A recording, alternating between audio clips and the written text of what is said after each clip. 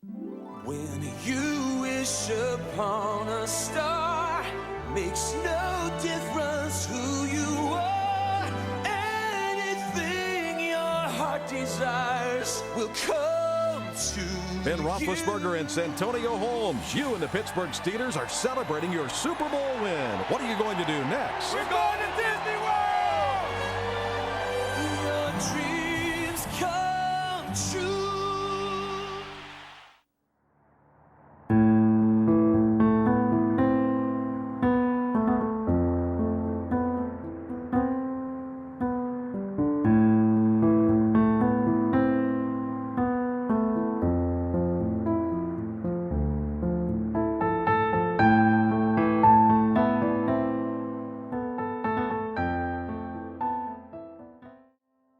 Santonio Holmes, one of the most popular and beloved players to wear the black and gold while only playing 4 seasons. Remembered by many for his clutch plays in key games, also remembered by many for his final months as a member of the Pittsburgh Steelers. Let's rewind it back a bit. Santonio Holmes was born March 3, 1984 in Belle Glade, Florida, aka Muck City, where he also attended high school. During his teenage years, Holmes was surrounded by poverty and violence. Holmes has spoken of his troubled past, which included selling drugs, which he was ultimately encouraged by his mother to quit. Santonio attended the Ohio State University, where he was redshirted his freshman year. That was the 2002 National Championship team, which included standouts such as Maurice Clarett, Michael Jenkins, Will Smith, and former Steeler Will Allen. During his collegiate career, Holmes caught 140 passes for 2,295 yards and 25 touchdowns. After trading up in the draft with the Giants, the Steelers drafted Holmes 25th overall in the 2006 draft. Santonio was the first receiver the Steelers had drafted in the first round since Plaxico Burress in 2000. Shortly after being drafted, Holmes would run into some minor legal trouble. Arrested once in May 2006 for disorderly conduct and a second time less than a month later for domestic violence and assault.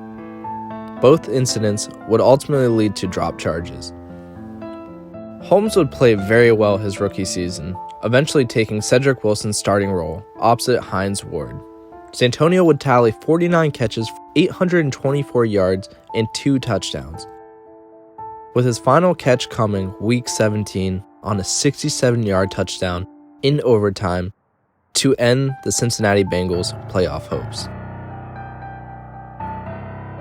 2007 would boast a similar stat line for Holmes despite having the highest yards per catch in the NFL.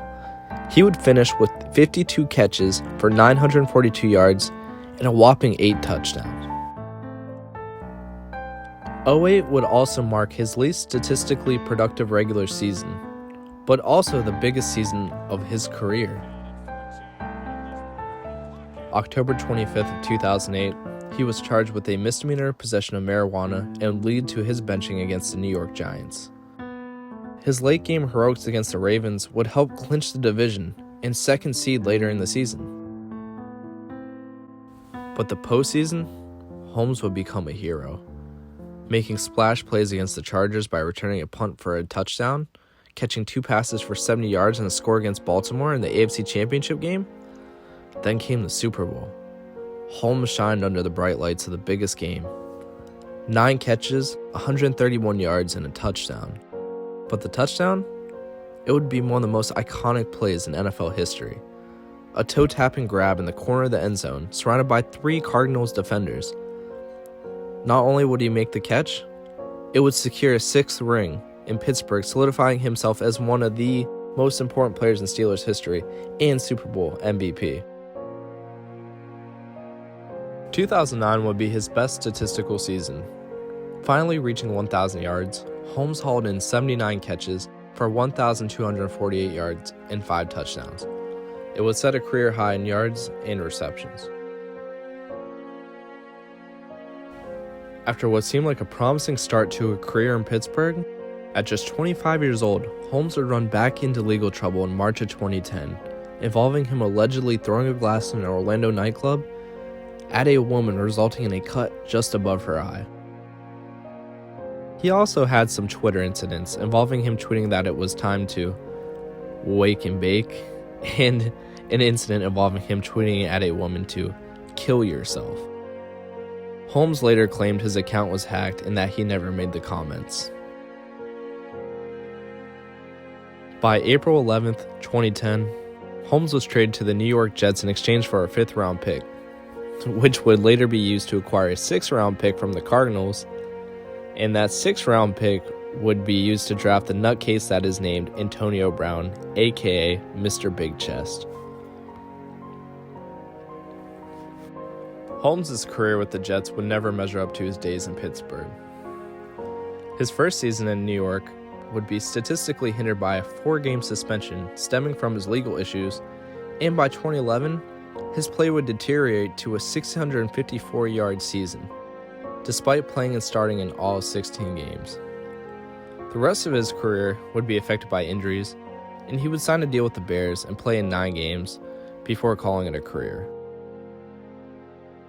Holmes would come back to Pittsburgh to retire a Steeler.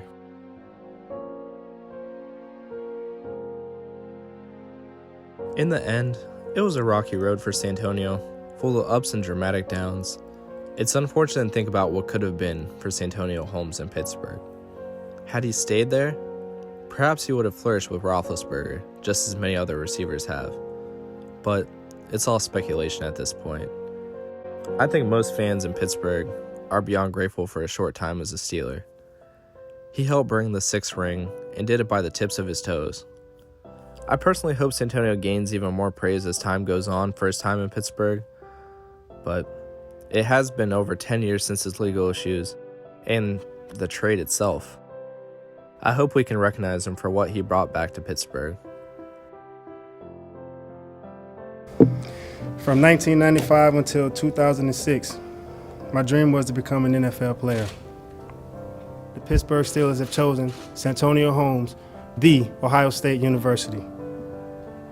Tears of joy filled my eyes as I hugged my mom and I whispered into her ear, "Mom, I'm going to become a Pittsburgh Steeler." And she said to me, "You know what that means, right? That big-time players must step up and play in big-time games." And I said, "I will." Cordell Stewart, Rod Woodson were amongst 2 of the favorite players at that time. So I chose the number 10.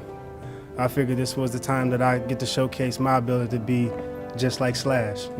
It's an honor and a pleasure to be here, to retire as a Pittsburgh Steeler, and to leave a legacy that will be forever remembered.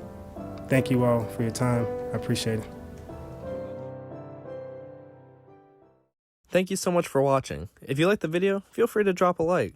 If you didn't, don't drop a like, but don't drop a dislike either. And subscribe if you haven't already. Videos coming daily. Howdy, partner!